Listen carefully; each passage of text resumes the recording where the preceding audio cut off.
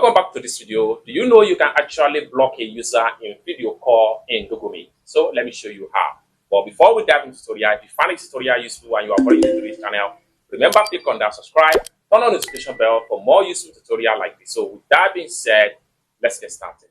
Alright, so the very first thing you want to do is open up your Chrome browser. Then after you open up your Chrome browser, next thing you need to do is to come to the top right here, click on Google Apps, then make sure you go to Meet. Then it's going to take you right here. Next thing you need to do is to simply go to course right here. So click on course.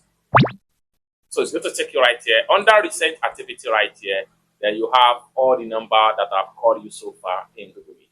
And for you to block any user, what you need to do is to click on this three dot right here.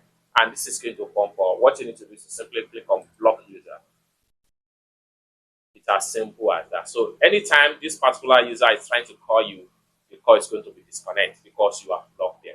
I hope you really got value for this video. If you find this video useful, give this video a big like, and also remember to subscribe to the channel, turn on the notification bell for more useful tutorial like this. Thank you so much for watching, and I hope to see you in my next video.